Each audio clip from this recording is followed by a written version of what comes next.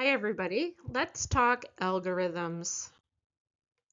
So, algorithms, by definition, are step-by-step instructions or procedures designed to solve specific problems or perform particular tasks. So, they really are the foundation of computer processing, right? It allows the computers to make decisions and perform operations. So algorithms are really kind of like a recipe, right? It's a step-by-step project, step-by-step process that allows the computer to perform a task or a problem. And algorithms can play both positive and negative roles in digital well-being, depending on how they are designed and how they are utilized. So let's start with the positive. So first of all, we know that algorithms can actually be beneficial because they can help to filter out harmful or inappropriate content, right? It can stop us from seeing offensive content on platforms. For instance, we can set child controls on the internet and gaming, creating a safer digital environment, right, for the user. It can also personalize our digital experiences, which really kind of enhances our productivity and well-being. So, for instance, if we are working, we can use algorithms to prioritize important emails and reminders or tasks or reducing digital clutter.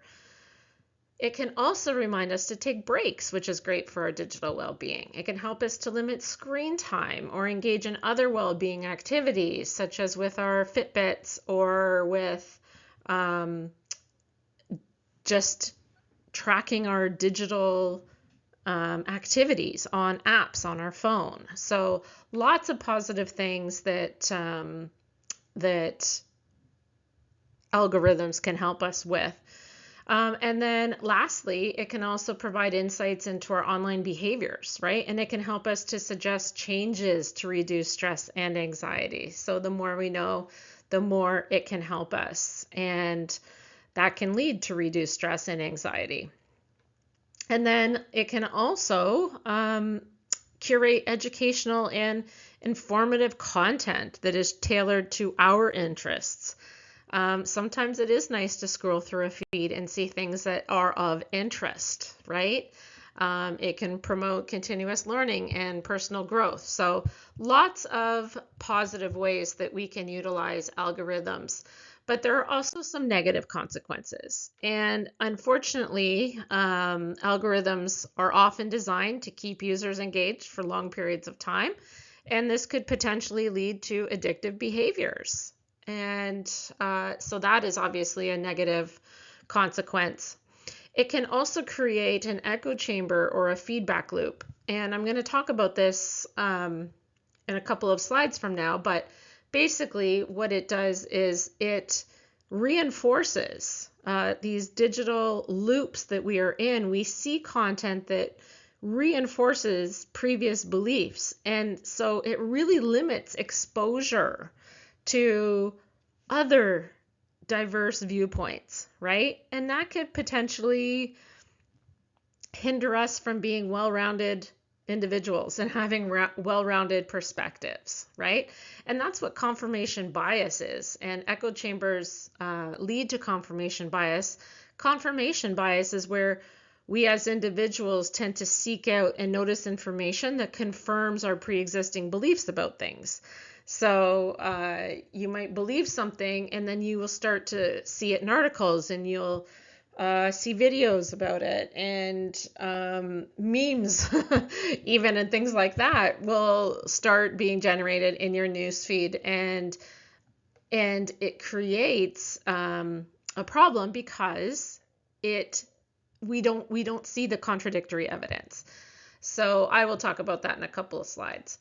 And then, of course, lastly, it raises privacy concerns. I mean, a lot of people feel uncomfortable with platforms knowing too much about their behaviors and their preferences. I know I do. And I'm even more worried about what third parties are receiving about information about me as well. So these are obvious negative consequences of algorithms. So let's talk bias. So algorithms can become biased, right, due to various factors in the design and training and the implementation stage of them. And so, for instance, these biases will lead or can lead to unfair or discriminatory outcomes, right? Particularly when applied to real world situations that involve people from diverse backgrounds. So, as an example, if certain groups are underrepresented in the training data, the algorithm might perform poorly for people in those groups, right? This is particularly common in artificial intelligence systems that involve demographic attributes like race and gender and ethnicity. And coded bias, sorry, I forgot to bring up the the information for you. But Coded Bias is a documentary film that you may have seen. It was directed by Shalini Kantaya, and she was from the MIT Media Lab. And she's a researcher there. And the film really explores the implications of bias in artificial intelligence algorithms, in particular with the context of facial recognition technology. And the documentary really shed light on how these biases perpetuate systemic inequalities in society and how they are really infringing on people's civil liberties, especially when it comes to surveillance and privacy.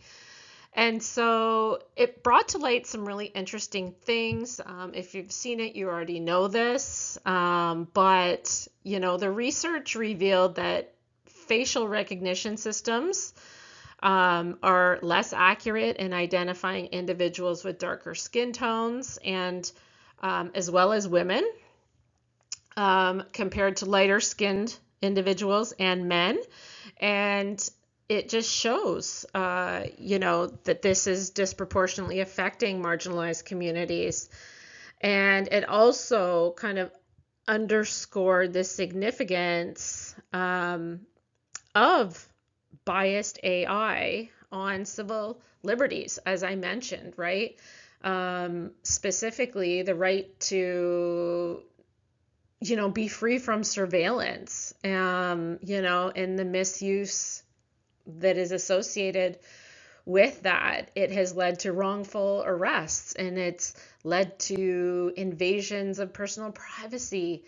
So yeah, it just really brought light some really interesting data and things like that, and the effects of these biases when it comes to discrimination and policing and the criminalization of certain communities.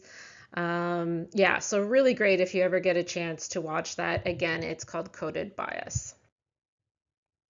So going back to the concept of the feedback loop, algorithm feedback loops reinforce these biases, and they are also called algorithmic bubbles or echo chambers. This is where people end up seeing similar content over and over again that reinforces their own beliefs and excluding others. So I'm just going to give you an example of a feedback loop here. And this is kind of like a step-by-step process. So it starts with initial interaction. That is the first stage of the feedback loop. So imagine a college student, we'll call him or her Alex, who posts a photo on social media, right? And this initial interaction is the starting point of the feedback loop. The next stage is user engagement. So then other users start to engage with Alex's post by liking and commenting and sharing it. So then what happens, the platform's algorithm takes note of this engagement and interprets it as a sign of popularity. So then that leads to stage 3, which is algorithmic response. So the platform's algorithm picks up on the popularity of the post and decides to show it to more and more people in their feed. And so this could include friends of friends and other people who share similar interests. And then the 4th stage is increased visibility. And as the post gains more visibility, more users interact with it. So the likes and the comments and the shares continue to increase, which takes us to the amplification stage. And this is where the algorithm interprets the increased engagement as an indication that the post is even more popular and relevant. So then it amplifies the post visibility further, showing it to an even larger audience. And then that leads to continued engagement, right? Because as more users see and engage with the post, the feedback loop continues and the post popularity just keeps on growing. This also works with regards to, well, anything that is considered, gone viral, or, websites when it comes to increasing SEO, search engine optimization. So a feedback loop can have both positive and negative effects. I mean, if the post is positive and meaningful, the loop can lead to a sense of connection and validation, right, among a community and bring people together. But, and it can also help spread valuable information.